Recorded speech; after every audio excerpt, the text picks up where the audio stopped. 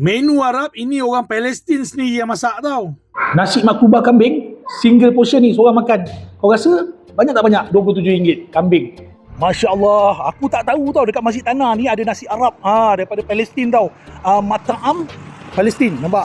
Diorang kata nasi maklubah dekat sini yang best. Jom kita try. Menu dekat sini macam-macam. Kapsha, mendi, kunafa, shawarma. Aku pilih maklubah. Yang ini aku order maklubah. Portion seorang makan, Masya Allah bau dia. Terkejut aku tengok single portion macam ni. Ini untuk 3 orang bang, RM27 kambing. Kalau kau nak tahu, aku memang peminat nasi Arab lah. Memang ngam kalau kau order maklubah. Sekali lagi bang, tengok daging dia, Masya Allah lembut. Kalau datang dengan family, kau order lah family set. Jadi piuk dia besar sikit. Kena pula sahwi dengan salata dia ni. Memang kau repeat balik bang. Kalau nak rasa piau nasi Arab tu, makan dengan bawang putih dia ni. Untuk nasi kapsha ayam ni harga dia RM18 je bang. Nasi dia agak berderai sikit tapi lembut. Aroma dia menikam jiwa bang. Kena pula ayam bakar yang dia dah marinate ni. Kalau nak kambing pun ada juga. Kau tengok sini isi shawarma dia ni. Aku order ayam dengan daging. Padat bang, penuh. Ini antara menu yang korang kena try.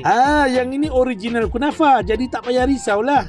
Lepas makan nasi tu order lah kunafa yang ini. Rasa dia pun tak manis sangat tapi best. Kau tahulah original macam mana kan. Ini daun maramiati. Rasa mint dia tu lain tau. Terasa macam kat negeri Arab. Kalau rasa nak modern sikit, free Gaza fish ni, watermelon, lemon tambah soda. Yang penting menu dan resepi original Palestin. Ini Masjid Tanah ni, tu bus stand Masjid Tanah, KFC, betul-betul dekat sini.